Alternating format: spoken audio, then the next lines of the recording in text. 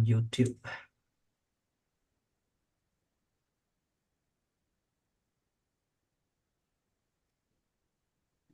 Okay, how many people we have? Okay, Lina have some stuff. So how are you, Dr. Dario? I guess, are you busy with planning the whole thing?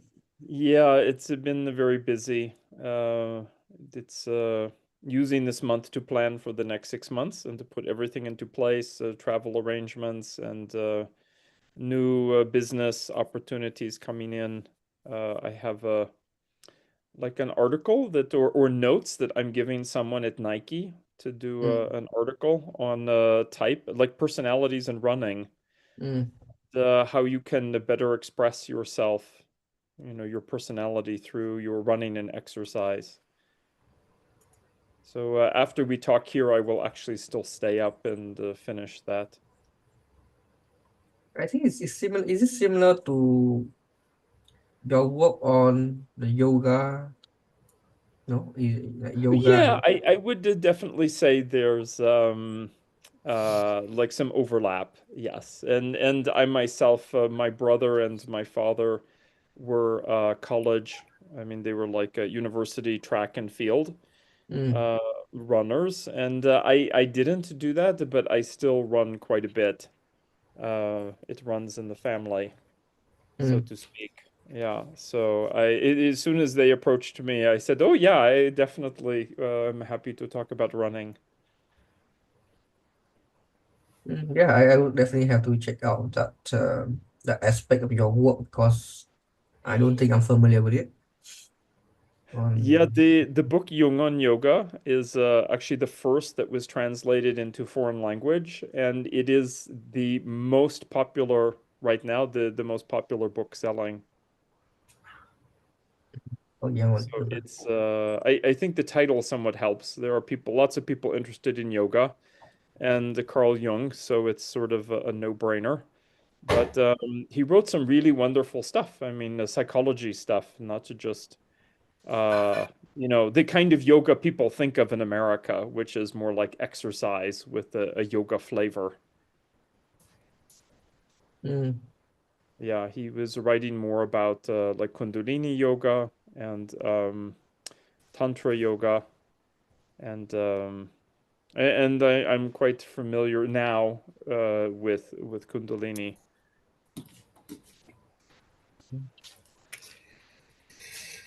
okay. I guess the people still coming in. Everyone, if You it's want some? convenient, sorry, Okay. I need to mute someone. No, no, no, I mute Dario wrongly. Just a moment.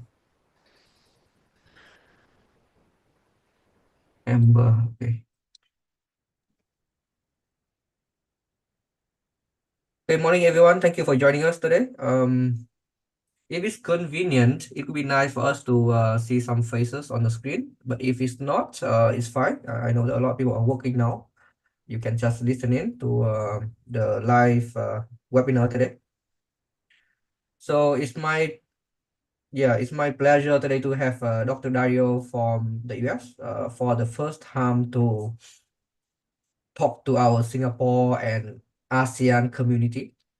And Dr. Dario, as mentioned, this is quite a new community. We have been doing this for 1.5 years, Mhm. mostly on meetup.com. So we have a few hundred people. And so Dr. Dario is a trailblazer. He has been combining neuroscience research with personality psychology or typology. And I have been following him for 8 years. I still remember the first time I bought his book when I was still in university. I'm not sure if you remember, I was a customer, but I don't think you remember. But I bought your brain's neuroscience, the personality book 7 years ago. Mhm.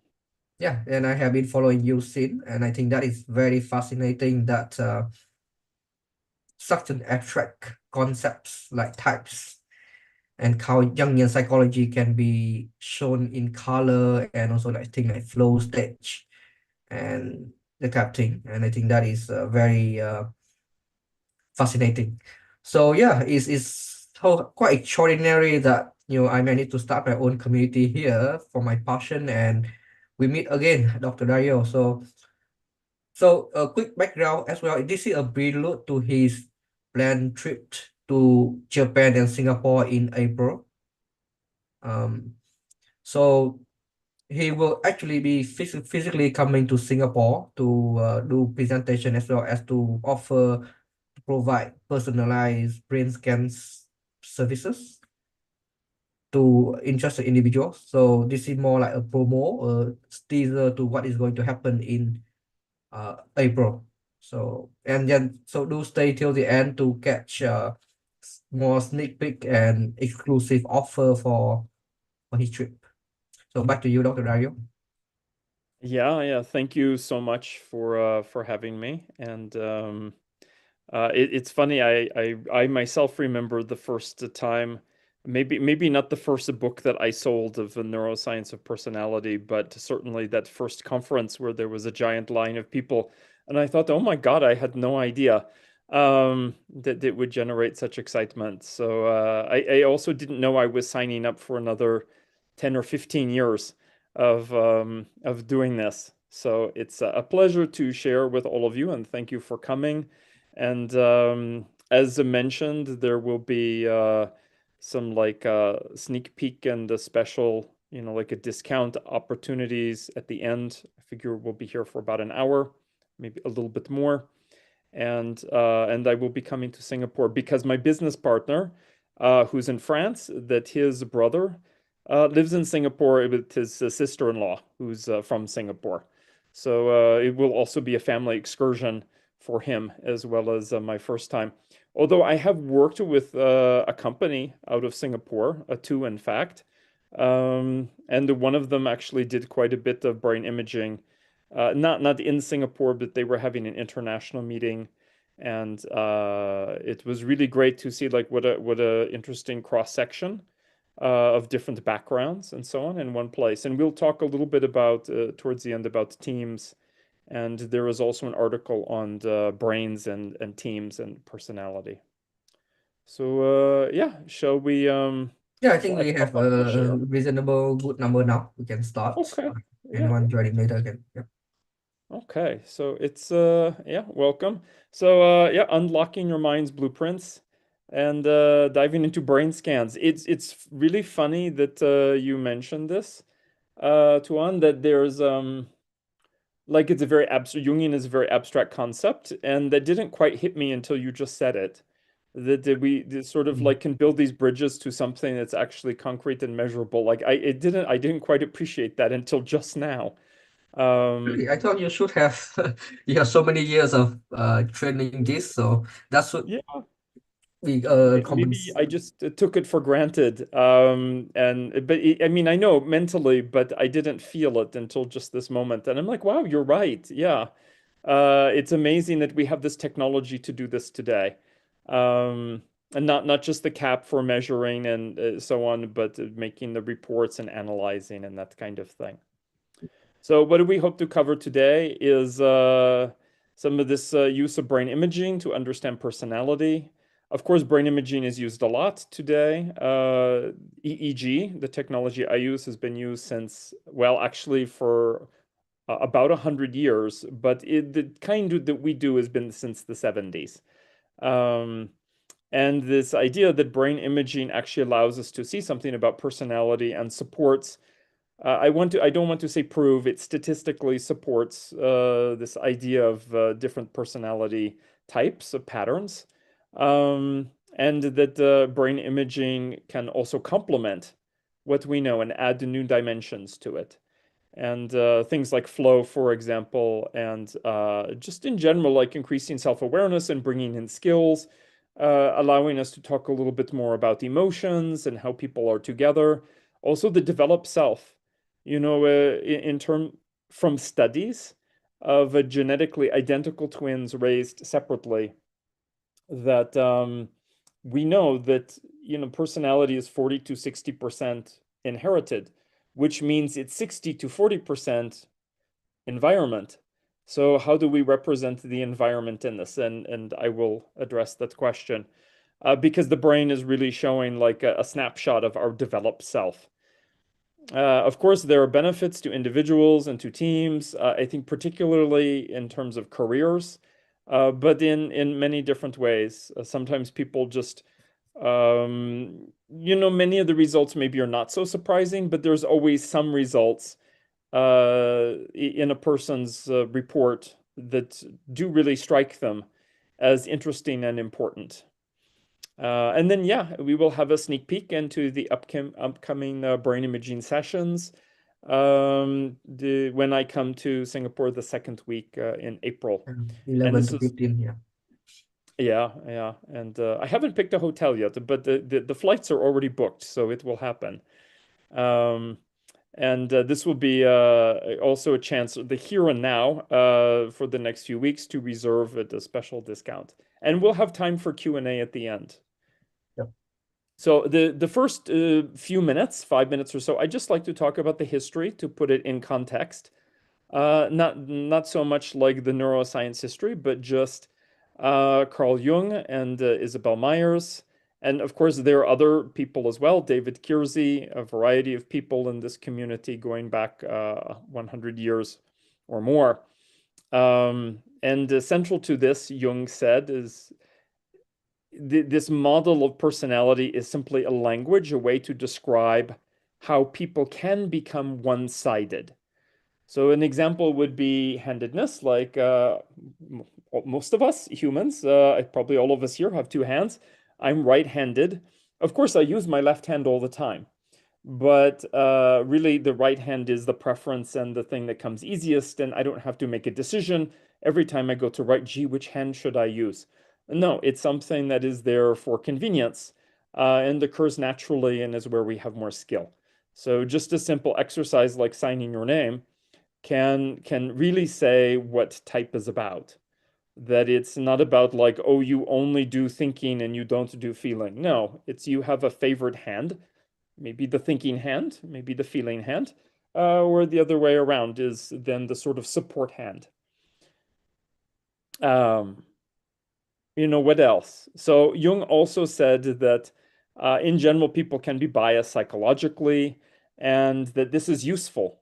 Bias is actually necessary and useful. It helps us survive. It helps us to thrive. And this is how he began to describe personality, like 8 different ways that people can sort of develop and be biased. Thinking that bias could be a good thing, but it can also be a bad thing. So imagine if I took one of my hands, my left hand, which I don't use as much, and I put it behind my back. And I say, yeah, from now on, I'm just going to use my right hand. Like, what a silly idea. I mean, it might be fun for a few minutes, but it will quickly become really unbalanced and inconvenient. So the idea is actually we want to develop so that type is not just like you're extremely this or you're extremely that. It's just about preference and like hand preference. And ideally, we actually want to develop in a way that if I'm going to open a bottle, for example, I hold it with one hand and I turn with the other hand. So that how we engage the world becomes more balanced. So there's some of the background to it. Oh, and Isabel Myers, that she took Jung's ideas and tried to figure out like what was the most balanced way that people could develop that was like easy and straightforward for the average person to understand, like working in a factory or on a farm or in an office. This was in the 1940s. And so she came up with this MBTI assessment and the 16 sort of balanced positive personalities. And so that's where that came from. So that's just a little bit of some background there. And by the way, I am monitoring the chat in case there are some like big questions. Otherwise, I will answer them at the end. Basically, I will remind you. I will have monitor as well. Perfect. Yeah. So one more step along the way, which I feel is important before we get to the brain imaging, because people ask, oh, well, okay, you're doing brain scans of people, but how do you know what personality type they are? Like, this is a really important question. I can't just sit with the person and sort of give my personal opinion. Of course, I do sit with the person, but many times also my assistant. We have professionals who are affiliates. I've had the student interns. I don't always sit there with people, and even if I did, it would just be my opinion. So I need some kind of like a classic assessment to do it. So it's what do we do? So yes, in some cases I use the MBTI assessment, but actually I really wanted to work from Carl Jung's original framework of 8 mental functions. And beginning around 2006, I developed an assessment and it ran in the background for until 2018, 2019. It's still available, but one day we just sort of peeked in. One of my colleagues, a professor at Johns Hopkins University, and she asked, "How many people do you have in there?" And it turned out actually we had several 100,000 people take it over the years. And we analyzed all of the data. And we found some very important things that really support Jung's original ideas. I will not get into all the details of it because we're going to talk about the neuroscience today, but I just wanted to let you know, like it's not just pulling a rabbit out of a hat. That the sensing and intuiting are really opposites, and thinking and feeling, they do show up as opposites. That wherever there's a strength, there's also weakness in the opposite functions. That there's actually a basic and advanced use of each function, like a passive or simple use, maybe active or complex use, and that 98% of people, so we're talking about for every type, thousands of people, always the top two functions, 98%, had both judging and perceiving. In other words, sensing and intuiting, either one, plus thinking or feeling, which really helps support this idea of type. Especially because the instrument is not designed with these assumptions. It's just 48 independent items that are rated separately. So this is a really great thing. And if some of you want to know the statistics like Cronbach alpha and whatever, feel free to ask me. There's a white paper on it. So just as like I started to get into it, but it really is where is the fun start? And that's with the Brain Lab. And this has been over the years in several places, at UCLA, on campus in a lab, also my own space off campus where I had interns. And then now actually it tends to be at the conference spaces. And although I do have a space still in Los Angeles sometimes to use. And we bring people in from all different backgrounds and walks of life, and they do a protocol of around, it used to be longer, about an hour, 55 minutes, but now we scaled it back to 35 minutes because we can still get some very good data. And in this protocol, it's inspired quite a bit by something called the Human Connectome Project, which is giving people different activities to do for, 2, 3, 4, 5 minutes each. So playing a game, doing math calculations, doing a visualization, drawing, doing some socializing, because we're social creatures, so we want to do some socializing, listening to music, meditating. There's actually a whole bunch of activities that people give a presentation, they use their phone. And now our database, I mean, it's not enormous, but it's still over 600 people that I personally have done brain imaging from the United States, but also France, Denmark, Norway, United Kingdom, and India. And now in a few months, we will also hopefully get a bit of data from Japan and Singapore, so that we will actually sample from East Asia, because I do believe there's a cultural connection that happens.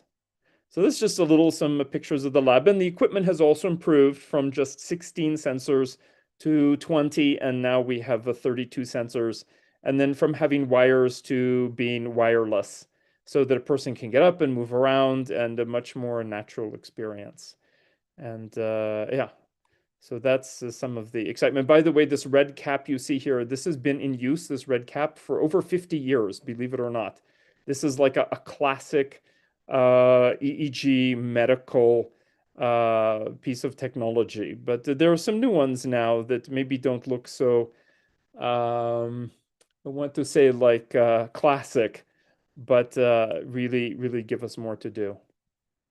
So what are some ways that we can talk about the brain? Like what can we learn about it? Well, so one is that we know that there are these functional regions in the brain. It's very well established that these regions contribute. They help out with the different things that we do in life.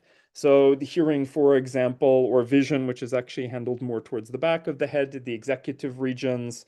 This part more in the middle at the top is about the movement and sensation. These are called Brodmann areas. You can also look at the Human Connectome Project.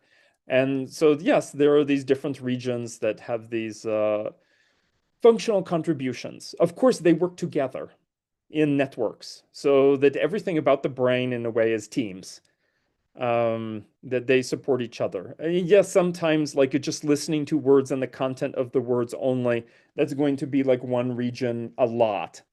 But still, the moment we start to do something more, listen to voice tone, try to analyze what the person is saying, maybe it recalls something from the past, then other parts of the brain get activated very quickly. So we can really ask like which regions of the brain are used most often in a person over the course of a diverse set of tasks, and also which ones are just more densely wired. Because the brain wiring, there's this philosophy, neurons that fire together are wired together. And that this brain wiring takes time to develop. It's not just something that happens in the spur of the moment. It takes years or minimum at least months to strengthen connections. But we can get like a very interesting view of the brain that's more long term, not just in that 35 minutes that we have the person. But I did start out at the beginning. Well, let me show two of them first, because I talk about these functional regions and they do different things, but let me give an example so that it's more meaningful.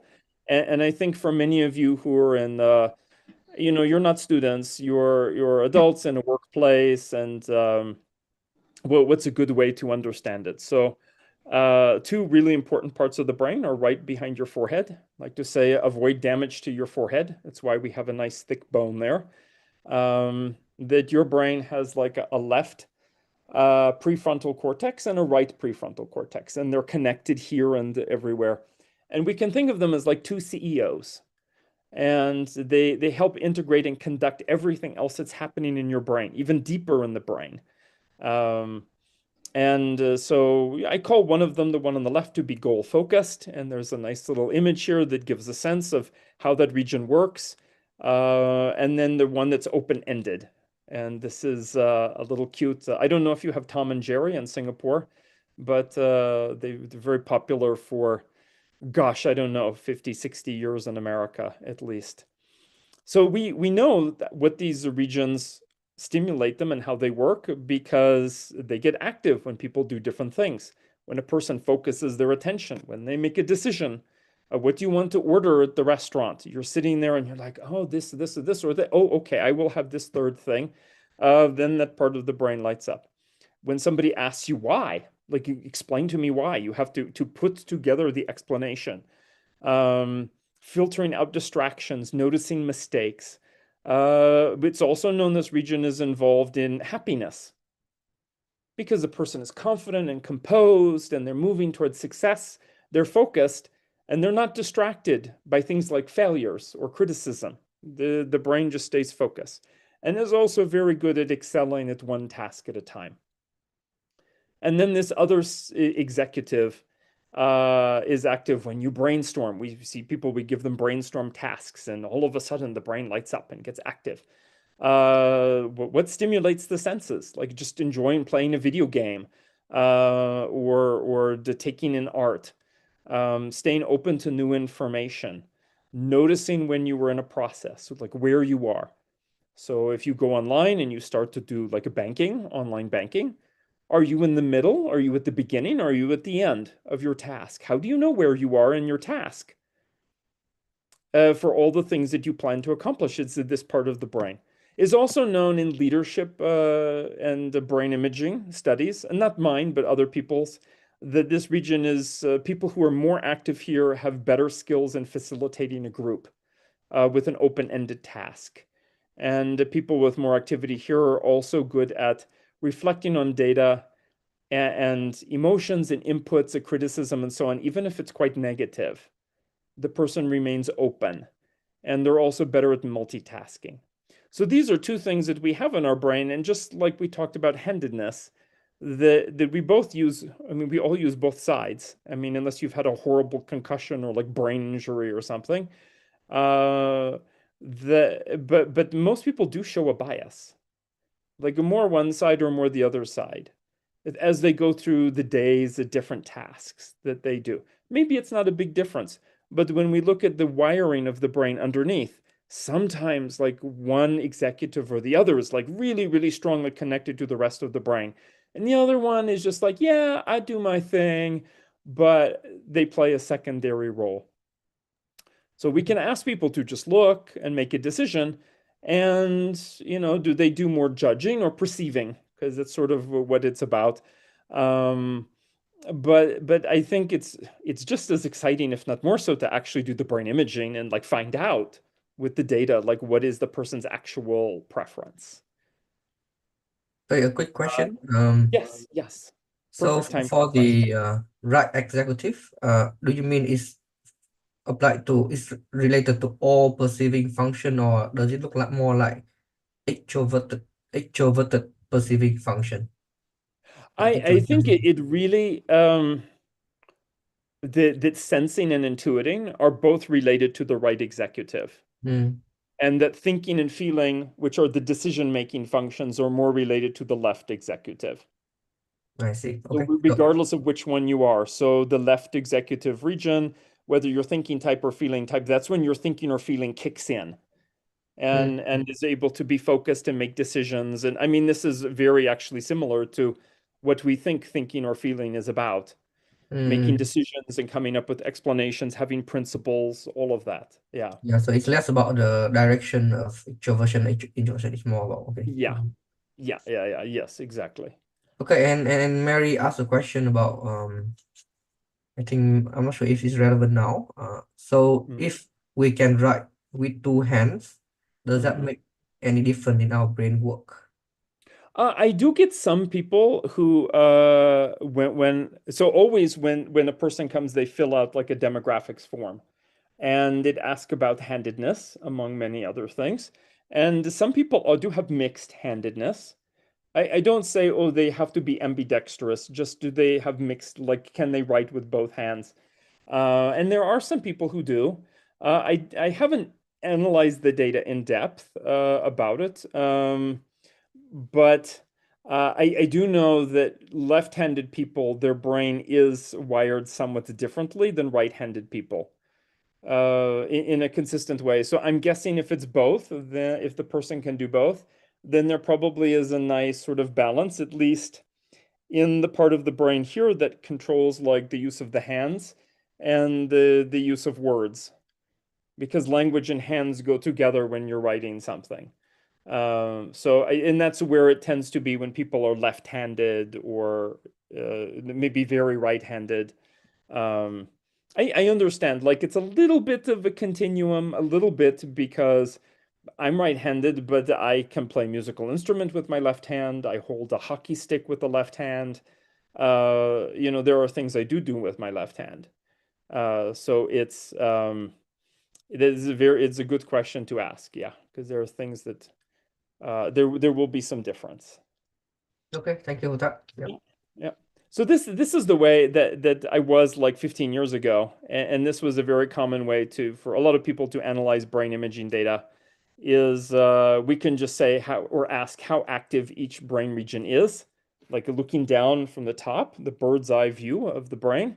And we can see that the people's brains are different from one person to the next, like still within the normal range of it's not something terribly concerning. The person is not brain damage or something, but there are differences, and this then could be a guide to the person's work style, communication style, learning style, and so on.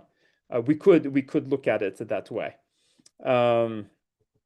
And here I just show two examples. On the left is INFP and an INFP, and on the right is an example ESTP. So two very different types. And then the most active regions here are in white.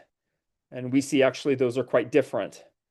And statistically, if we group all of the types and we ask about favorite brain regions and how active they are, we do see the support for the 16 types, that people who are the feeling types and intuitive feeling types and introverts and so on. And this is not just my work. It's already very well known in neuroscience that in EEG that introverts and extroverts do have somewhat different brains. Still within the range of normal, but they do have somewhat different brains. And so the same here is a different sort of a set of tools. And the places that are in dark here, dark gray and black, those are less active or less connected. And so this is a way that we could start to just, put a microscope on the brain and try to understand a little bit like how people are similar and different to each other. But is just the beginning of the story. Another way that we can look is over time. So people do different tasks in 35 minutes or 55 minutes. They meditate, they do math problems, they sort values, and as they do different things, the brain activity changes. Favorite brain regions shift somewhat. And then the kinds of activity.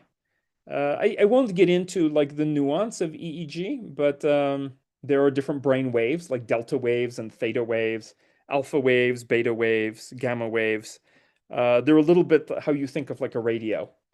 So the delta waves are like slow, easy listening music, and the gamma waves are like electronic dance music, and then everything sort of in between.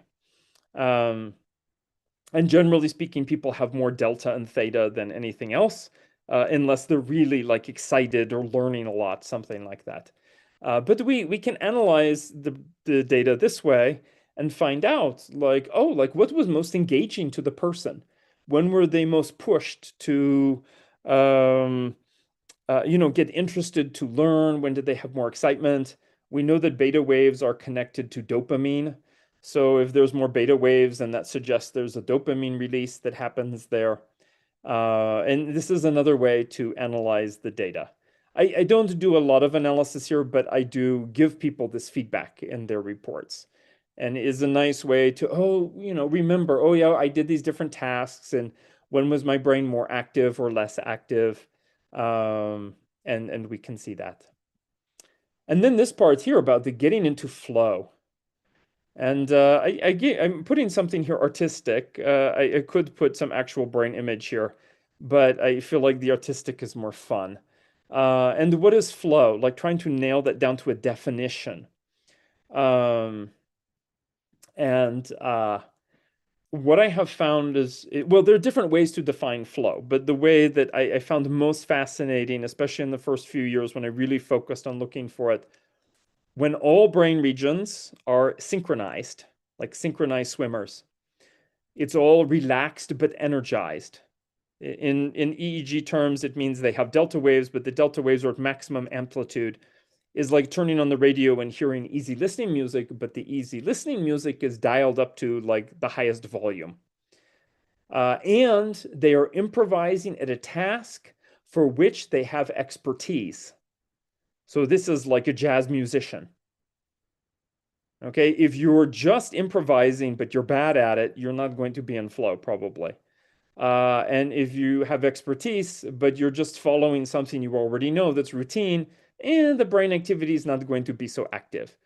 I watched one guy, his brain, he came in and he had done, this particular work on the computer for many years, photo retouching. And when he did the photo retouching, this was after like 15 years of this job, and he was ready to quit soon. He said, "Oh, it's so boring." I could not tell if he was awake or asleep just from the brain activity.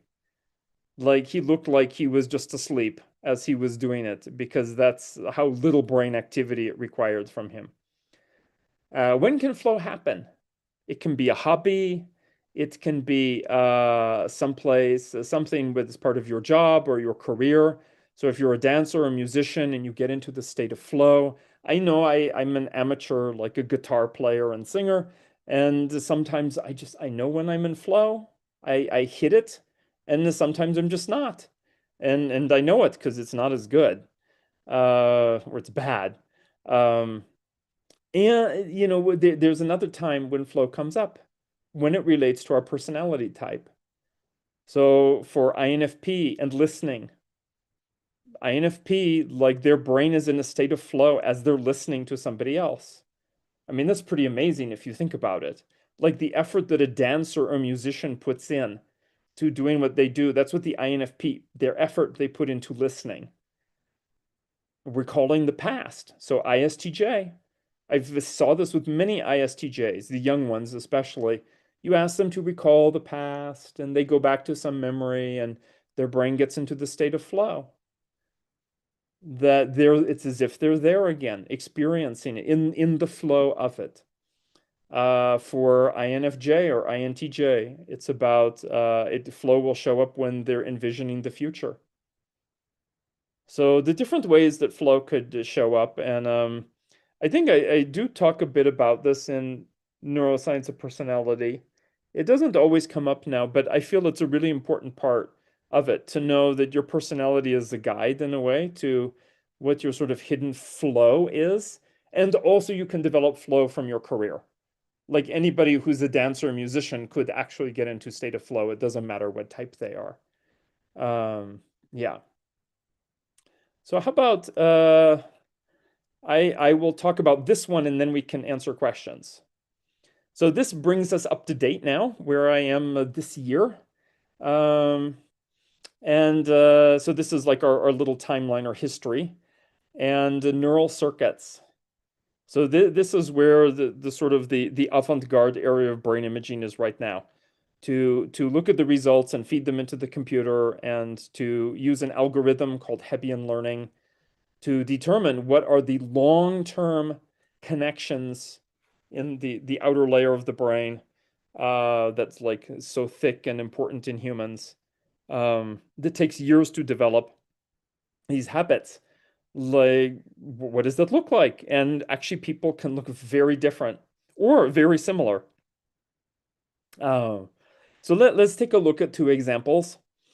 And the one on the left. Now, of course, you look, okay, this looks like a sort of complicated set of lines, but I think after a few minutes, like if you just follow the feeling of what it looks like, you'll get an idea. So the links that are in red are the strongest ones. Like they're the two regions that like fire together the most, like just in sync all the time, even if they're on opposite sides of the brain. Deep in the brain, the thalamus is stimulating them to fire simultaneously, like two dancers dancing together, or maybe three or more sometimes. And then the black ones are also strengths. They're firing together, just not quite as fast.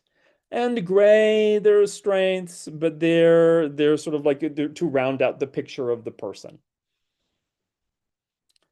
What do we see on the left? Well, we see that there are more lines at the top half. So that's the front of the brain up here, because that little triangle you see at the top is the nose. And then there's the ears and at the top here, so this is this part of the brain.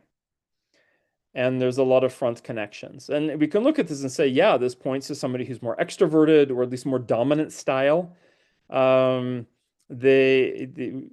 will have more like history of developing management skills, regardless of what personality type they are. They also have a lot of auditory and the kinesthetic, like a body connections in the brain. They pay attention to people's voice tone. We see in this here, pay attention to people's stories and emotions. They're good at rapport building because that's this region here has been shown it's very good. It has mirror neurons that allow us to imagine what if I was this person in front of me. Good at linear planning. And not so much any other kind of thinking, but that's their strength, is the linear thinking, A, B, C. And they're a little bit more goal-focused in terms of their executives. You know, the left executive is a little bit more connected. And then the person on the right, wow, is very different. All these connections towards the back of the brain, so back here. This relates to somebody who has a more introverted style, or at least is more reflective. This person has a lot of connection to the visual parts of the brain. They're firing constantly and they work really well together. They're very contemplative. The back of the brain, because these two regions back here, they connect down to the hippocampus, the memory center in the brain, or the memory switchboard. And both of those regions then involve everything that comes in gets sent there, and the person is connecting it with the past and the things that they know, and making sense of it. They have good, not amazing, but good abstract use of language. And then you see this, I want to say like a starburst pattern from the center. And that's sort of stylized, but is just indicating that all the regions fire simultaneously together. Like a flow state, like a brainstorming or some kind of creative mode that's actually very strong for them. And they also, their right executive is a little bit more connected. They have a little bit more open-ended style. So when we take it together, maybe we're not surprised that the person on the left is more of an extrovert. With the hearing and kinesthetics, they're more sensing and feeling type. And then on the right, this person more introverted, much more the back of the brain. They have this creative starburst there, and so that's indicating, yeah, creativity is important to them. Maybe, probably, their intuiting preference. They have some decent language skills, especially this down towards the back on the right. This P4 is very important for them, and it's very good at multivariable thinking. Like that's what is active in people who are math geniuses.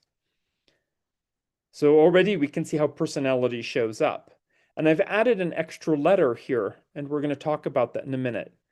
So the one on the left is ESFP D for dominant, and the one on the right is INTP C for creative. Because when we get enough data and we start looking at people's demographics and their unique lives and asking, yeah, what is their developmental path? Well, what is the nurture part of nature and nurture? How does that come in? Then we have something to say. And so that's where we are now. So let's, I'll answer a few more questions here, maybe. It's, I see there sounds like there's some good ones. There are two from Eunice and Frederick on a similar theme. Is there Yeah. any link between certain types and ADHD? And Frederick is the same but with autism. Yeah. So there are published research studies with MBTI and ADHD and ADD and autism. I don't have them all in my head, but I just want to say, if you want to follow up, I know where to send you something called the Milo database, which is online. And then in terms of the brain, yes. In terms of ADD or ADHD in children, that's there's a very clear marker. This very center of the brain here, this region here, is called the CZ on the map. That this region tends to be very active. When it's very active in children, then it's like, oh yeah, this kid has ADHD. In adults, it's a little bit more complicated, but generally speaking, the executive regions, especially the left executive, is just not strong enough. It's not active enough. It's not well connected enough to stay consistently focused. And so one thing you can do if you have ADD or ADHD is actually called neurotherapy. Like, it's a real thing. I know in the US there are many hundreds of neurotherapy centers where they use biofeedback or electrical stimulation or both to help bring up the activity and connectedness of different parts of the brain. So that if you are depressed or have ADHD or tend to be forgetful or clumsy, like there's parts of the brain that they can stimulate, and over the course of say 10 weeks, 30 minutes each session 3 times a week for 10 weeks, then they're really able to bring up the activity and connectedness in the brain. So we know for sure it's not only something that's there, it's something that we can help treat to make the person a little bit more satisfied. And autism, so I've had a couple of people, autism spectrum, and it's so interesting. Um, it can show up at this level, and it shows up maybe in two different ways. If you know of this researcher, the speaker really, so it's a TED Talk speaker, Temple Grandin, and she's autistic, and she also produces, like, she shows people her brain imaging results. And there are almost no connections in this part of the brain right here, where there are mirror neurons. So there could be a deficiency here, or maybe back in here. That's one way it can show up, is that there are certain parts of the brain that are really involved in relating to others that work very slowly, and are not well connected. In fact, we can even see that here. The person on the left has a lot of connections to this region. And then the person on the right only has one, well, the right over here only has like one little connection that's there as a strength. So that's one way. Yeah, and then the other way is when a person does a task, certain parts of the brain get active, certain networks to do that task, like math problems. Oh, these are math problems. Okay, I have to use certain parts of my brain to do the math problems. And then all of a sudden you tell the person, okay, stop. Now I want you to do something that's like involved with creative wordplay and coloring or something like that. And the people then shift their brain activity. Maybe it takes like a few seconds, or maybe like maybe a minute at most, but then they immerse in the new activity. People who I've seen at least confirm that autism spectrum, that when they need to shift to the new activity, the brain does not shift. The brain still remains in the old activity for like 10 minutes, 5-10 minutes. And so you really can only give them a few activities that they can really immerse in, because the time needed to shift is a lot longer than the neurotypical person. And I have seen this firsthand, and it really was quite striking. And so no wonder giving them a new task is so challenging, or introducing a new person into the room or something like that, making a big disturbance, because then the brain has to change how it's going to work, and the brain is very slow in shifting gears. In fact, I gotta say, I have learned something in my life that if I do computer programming for an afternoon or whatever, I should not go to a dinner party immediately afterward, because the skills needed to do programming are so different than the social dinner party. And it does take some time for my brain to change, like such a drastic big difference. Even though I wouldn't consider myself on the autism spectrum, I know that's one thing, is like to be very careful, because the brain really has to make this giant jump. So that's yes, the inertia. That's a great word for it. There really is this inertia that happens. Yeah. Sorry, a quick follow-up is Yeah. would it be can it be considered that someone on the spectrum is just an extreme, they just possess certain extreme version of certain cognitive functions? Like, There is a theory about that, yes. And a book called Roots of the Self proposes that many things which are sort of like outside the norm, which are not neurotypical, are simply extreme aspects of personality that would otherwise just be like a little bit less, and that would just be considered like a normal variation in personality. So there's a difference between being able to focus analytically, and then you have this autistic inertia, or the ability to be very creative. So it's like, in this case, extroverted intuiting. And like, imagine what if I was this different character in Neuron Theater, and then being schizophrenic, which is a whole other, or like believing your own fantasies.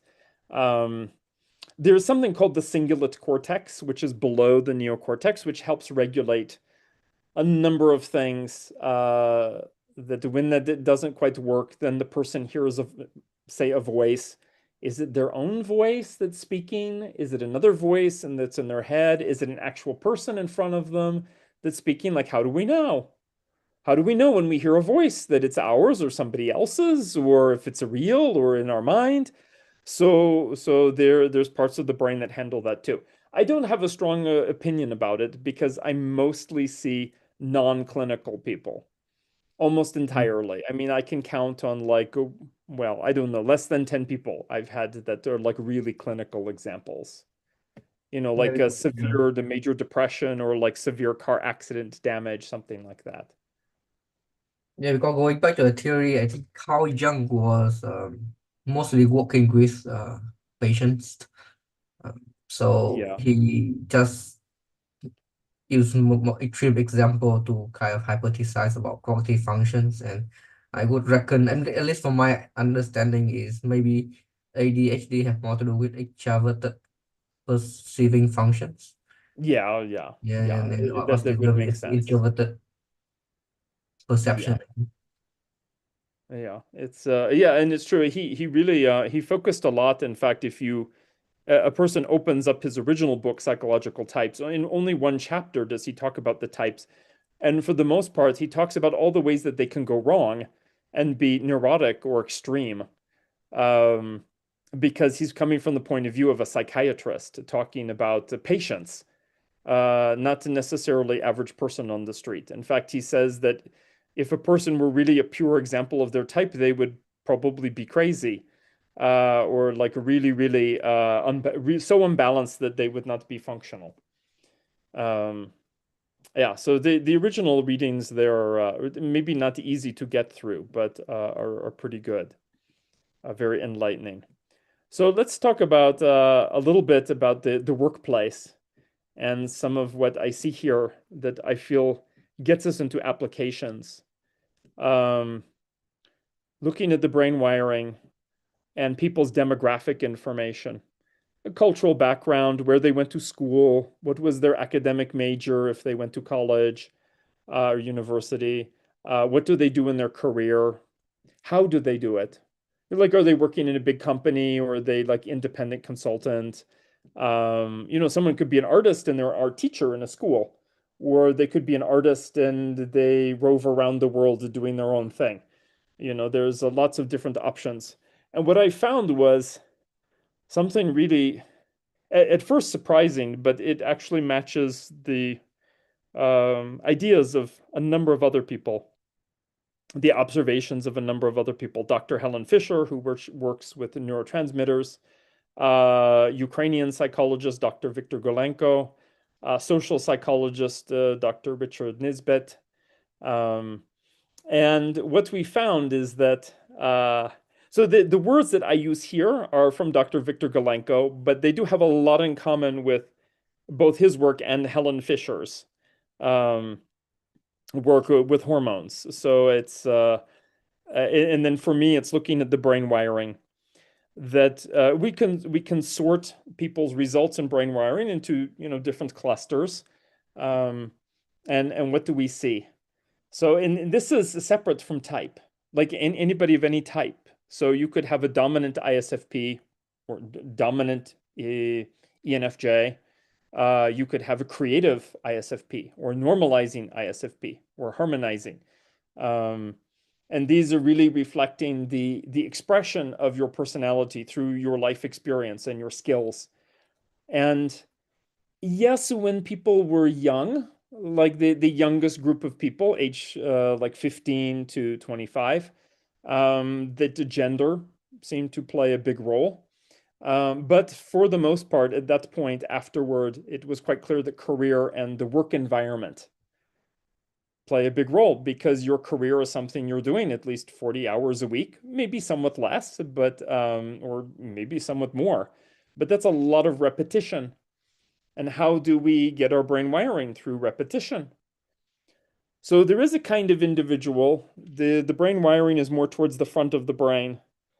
It's not just more extroverted, they're actually more confident, more driven, more likely when you look at the demographics, they're in a leader role. They work best in the leader role, or sometimes they work on their own, but they can just walk up to leaders like CEOs and just like, oh yeah, I'm going to talk to the CEO, like no problem. Um, and yes, there are introverts who are like that. Not so many as extroverts, but there are ones who are like that, who are more assertive, who have more testosterone, so to speak, who are about pushing and moving others. Um, it's the ISFP who is a businessman. And then we have this creative style, which is more dopamine driven, that has this creative starburst pattern, is more exploratory, is more sociable. They like sort of to disrupt things and do things differently. Where do you see that they work? Where do they like to work when you ask them, what are they doing? They like teams, like a band, a small group of people, maybe as a teacher or, equals, whatever it is they're doing. They like to travel, they like to experiment, they're not as settled as the other people, and they hate working in big companies. Like, you just can't do it. They like to be more casual, they have their own creative process for doing things. In a way, they're sort of rebellious against the social order.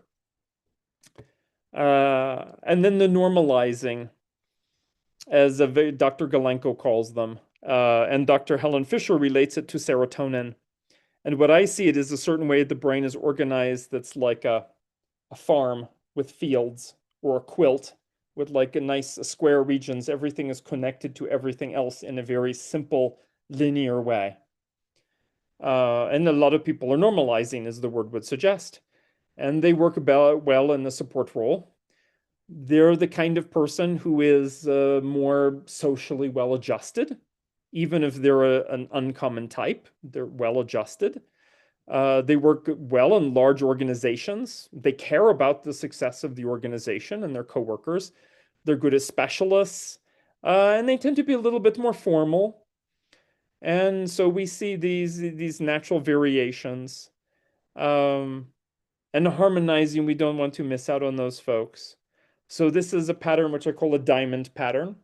And we can talk more about these, or you can see them in my latest book, but we'll talk more about them in Singapore, because I think they relate so much to the work environment. These folks work really well one-on-one. So yes, they could be like a therapist or counselor, but they're coach, but they could also be a diplomat or an advisor, whatever it is. They're very good at this one-on-one activity in a personal way.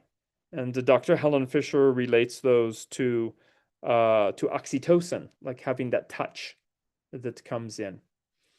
And so there are these multiple lines of thought that converge to these categories, and I see it in my own brain imaging results. That there's a great variety of results, but nonetheless, they tend to cluster into these four spaces. And so to me, this is really then starting to get into what are the applications. And if a person shows up as, say, being creative in their brain wiring, this creative style, but they're working in a big corporation and they're unhappy, this is like a mismatch that tells us, gee, gosh, they need to make a change probably. And it's okay to be normalizing. Like, it's, all of them have the dominant harmonizing creative. They all have the strengths and weaknesses that go with them. I'm a little biased. I like creative because that's mine. But at least most of the time.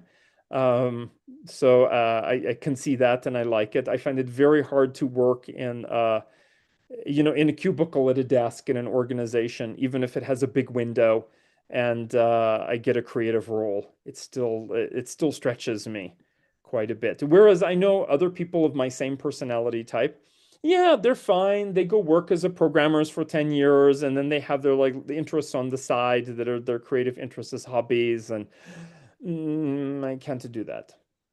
So it was really in the past few years gathering more data from people from all walks of life, looking at their demographics, and looking at their brain wiring and connecting all of this data and seeing what was there, analyzing that. And the last thing I want to say about how brains can be special is that it's possible to see our past self in the brain, our current self, current meaning the past 2 years until now, and then what is potentially our future self.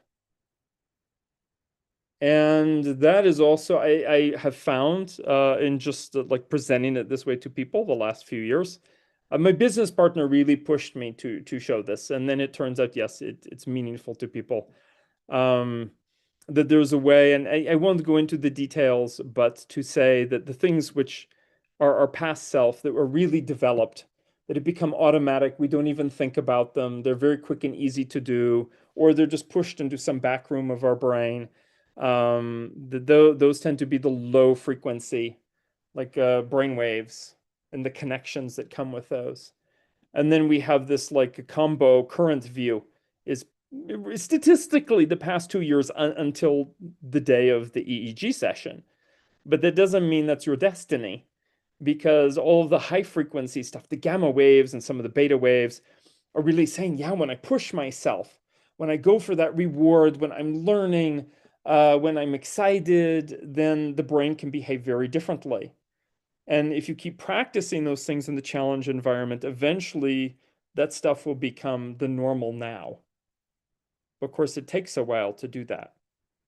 But it also gives hope to people and sort of excitement that they have different sides of themselves.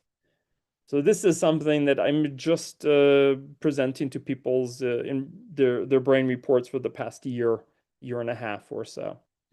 And those are the sort of the deep dive from beginning to end. And in terms of the applications, I will just say a few things to show them visually. Oh, yes, of course. And this is a metaphor I like. The brain is like an orchestra that usually plays our favorite songs, usually. Maybe the location is not ideal. Maybe the instruments are sort of funny. Our executive brain maybe is not doing what the rest of the folks are doing. Maybe some instruments seem to be missing in some situations. Maybe some part of the brain, one of the musicians has fallen asleep, or they're not ready. They don't know how to play the song. But there is this idea that, you know, it's more than just a toolbox, which sort of implies a separate set of tools. Maybe a better metaphor is that the brain is like an orchestra, and that it tends to play these certain songs that it likes and is good at. And then the question is, can we learn new songs? And how much does that stretch the brain, stretch the musicians in the orchestra and the conductors to do something different? How the brain does differ from this picture, and I could not find any picture on the internet, so I'm going to have to use something like Midjourney AI, is that the brain has two conductors, not one. So how insane is that? It's like, if you ever been to a symphony and there are two conductors trying to conduct simultaneously, like what would that even be? But that's what we as humans have to go through, especially in our teenage years, before the brain really figures out how those conductors figure out how to work together. That is a metaphor that I like. And then some of the applications is team brain. So imagine like 6 people, 10 people, whatever, come in. They all do a brain imaging session. And the question is how similar or different are their brains? Like, what kind of team do we have? And it's very common in looking at the data. I can tell these 2 people or whatever, this one person is the manager. Here are the most specialized expert people on the team for specific things. People who are sort of floating in between. Who are those? Who's the person who's like very different thinker than everybody else? Like, you can see that on the team.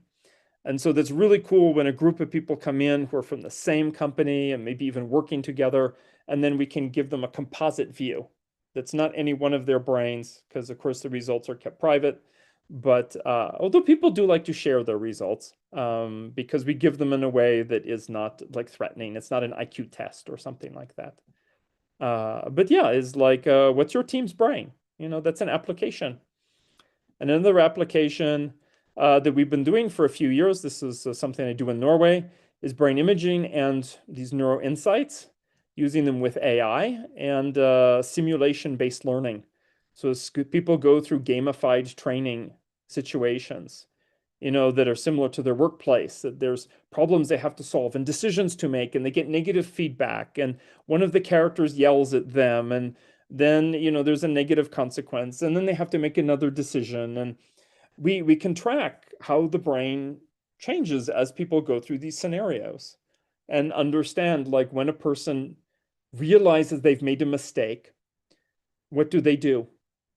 And this is not just my research. I've looked a little bit at it, but there's published research by others showing that we can tell at the moment that a person learns that they've made a mistake, do they have a fixed mindset? Like, oh yeah, I'm not gonna, I'm just, they just step away from it. and they're going to repeat that kind of mistake? Or do they have a growth mindset? Like that's a specific part of the brain right in here, like tends to get active about 200 milliseconds after the mistake and sort of makes a decision about whether they're going to grow from it or whether they're going to ignore it. And so it's just cool little like research like that we can do that I've been doing just to like help improve the simulations and many applications, skills assessment, stress and de-stressing, communication style and leadership, personality type and subtype, career and learning advice. If you take a baseline, the brain imaging scan, and then compare that to a task like meditation, for 30 minutes, how is it similar or different? Having that team brain, using AI for analysis, comparing it against a larger database of people of your same type or your same profession or something like that. In a clinical setting, I think I mentioned, we can do neurotherapy. I don't do neurotherapy, but there are people who do it. It does not predict job performance, but it does predict likely interests as part of a person's skills and personality. And the science is advancing all the time. So there's corrections, there's clarifications, there's like a new level of information, new way to analyze it. In fact, there's just a method of analysis that's come around to try to have a number to represent how conscious a person is. I don't know about that, but I don't know. I'm sort of curious. What does it mean? And now, yeah, for all of you, are you ready to learn more about brains and how your brain works? You can do an in-person session. I will be in Singapore in the second week in April. So basically, you come in, you do the session, we upload the data. The report is generated automatically. I mean, we put in a few things, but it's a private account for you, and you can view the results anytime, save them as PDF, like show them to your friends or not. And then this is some practical details. Friday to Sunday, April 12th to 14th. I know it's those days because I arrive on the 11th and I leave on the 15th. That's already, those tickets are there. So there'll be brain imaging sessions. We have a tentative location. And if you register for the brain imaging in the next 3 weeks, then there's like 15% discount on it. And right now there are 10 spots, but if we need to make more spots available, we probably could squeeze in a couple more. But 1 hour a person it's a long day with 10 people. And then here's a link you can follow, which we can make available to folks. And by the way, I will be in Tokyo before that. There's a type conference in Tokyo, and there will also be some brain imaging there. Although many of those sessions have filled up already, at least I will be in roughly the same time zone. It won't be like coming from America. And yeah, radiancehouse.com is my company. And I have digital courses and books and an app, like all different things. And now we will do Q&A. Yeah, anyone have any last minute question for Dr. Dario?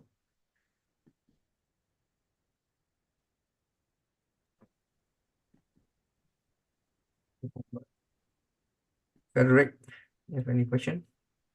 Yeah, I'm a little bit shy for that, but anyway. Okay, as you probably guessed, I'm autistic. I'm extremely interested in learning and understanding things, and especially about myself since I found out about it like 2 years ago. Mm. And yeah, that's extremely interesting, all of that, and understanding how it works, why this and that. And to give you an idea, my special interests have been computer programming and electronics since age of 8, so 41 years ago. Mm. And it has never changed. But I'm really curious to know how someone neurodiverse can impact these brain scans. Yeah, it's a good question, and that relates, I think, to Amber's question also in the chat. So for the most part, I'm aware of research that others are doing. Personally, I do not have so many subjects, so many people come in who are neurodivergent. But I think it's a really good question, an area to explore. One thing is that all the results and reports are normalized, because I really believe that if the person is out in the world and they're functional and they have a job and the life and all of that, clearly they're a functional person. Like it's like everyone else, is just that their gifts are different. I commend you for staying in computer programming so long. It's one of the professions people quit the quickest, along with lawyer, by the way. And I certainly, I know how to computer program, and I have done some projects. I couldn't imagine having it as a job. I actually can't concentrate that long. It would drive me nuts. So we actually need people who can focus and concentrate. Also, I think there's a really good argument that there's so many people in the world who are, quote, the normal brains, and yet the world is so screwed up. Like, maybe if there were more people who had like a different take on things and thought in a different way, that actually there might more cognitive diversity might actually help the human race, and that we really should support that. So I'm a big supporter of cognitive diversity, as long as the person is happy with where they are. And then there are, for people who say, like, they feel clumsy or forgetful or something, or maybe they have ADD, that there are like neurotherapy treatments, biofeedback, and so on, that can help the brain make new connections or stronger connections. And there's a really interesting article in, I believe it was in the New Yorker, and it's been some years, and unfortunately I don't have a link to it right off, but it's written by one of the contributors to the New Yorker magazine, and it's about him and his son, his teenage son, and their adventure with neurotherapy. So he was somebody that both he and his son had been diagnosed as autism spectrum. And he went in and volunteered for this electrical stimulation experiment at the hospital, like in New York University. And one session had such a profound effect on his brain, like it opened the door to a room that he didn't know existed. And that completely changed the course of his life. And it also happened to his son. And so he talks about this experience. It's very funny because his wife, one of the many things that happened is his wife divorced him, because she said she actually wanted to be married to the man that he was, not the man that he became after the neurotherapy. And his coworkers it also were quite surprised, because he began to have like a whole new experience in the workplace and socially and so on. Like it just, he had, the brain is like a mansion with many rooms, but even if you discover just one new room, like how exciting can that be? And that was his experience. I don't think that represents everyone, or even the majority of individuals on autism spectrum or neurodivergent, but it's an example of what neurotherapy can do sometimes. And unfortunately, I don't remember his name. I'm just pretty sure it was the New Yorker. But again, it's been like 5-7 years or something like that. So maybe ChatGPT can help us find out if I feed it enough information. But yeah, that's what an adventure that is. And I myself, I mean, I've been doing brain imaging on myself every couple of years, and I see slowly how my brain has changed over time. And sometimes when I'm unhappy with how things are going, and I look at my brain and I'm like, yeah, I don't like the way my brain is wired right now. Like it had to be to survive these past 2 years, to adapt to this new situation, work situation. But how can I recapture that other side of myself? Because remember, the brain can shift and can change, and it's plastic. Maybe not super plastic, but it can. We can build new habits. And yeah, there's a lot more I could say, but I will stop there. Okay. Maybe one more question? One Anyone more thought? else? Yeah.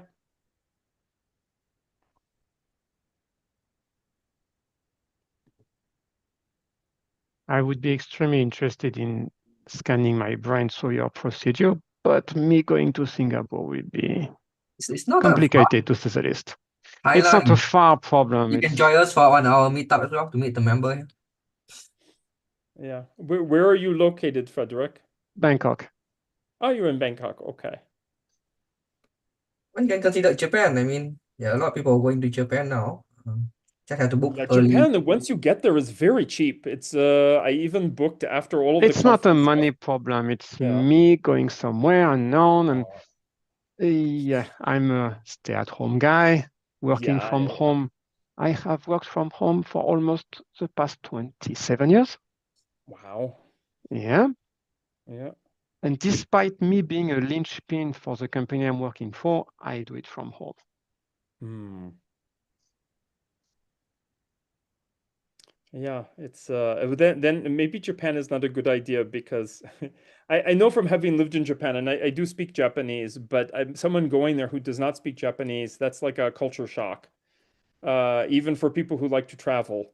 So that's a big change.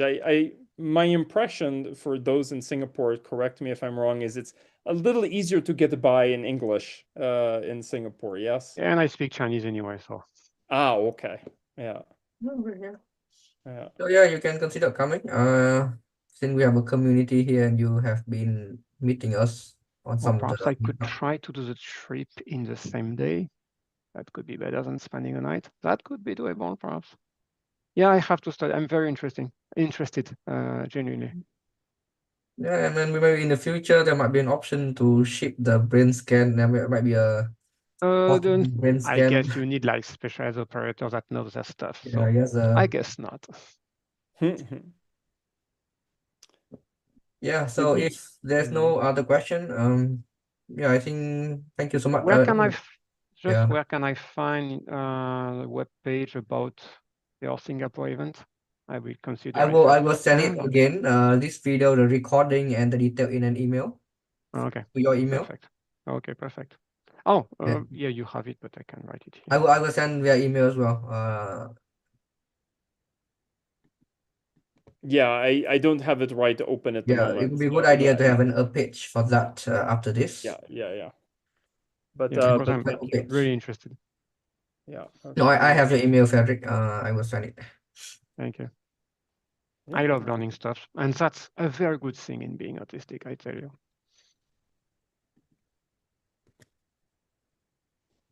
Dr. Dario, we have like 5 minutes for a debrief. So I have a few questions to ask for the upcoming trip. Sure. But yeah, thank you so much everyone for coming today. Yeah, and hopefully you can join us for the Dr. Dario's April trip. I will send you the details again and the link to sign up for the early bird promotion. Okay, thank you. Thank you, Frederick. Yeah. Thank you very much. It's Thank extremely Ben and interesting. Uma. Thank you very much. Thank you. Bye.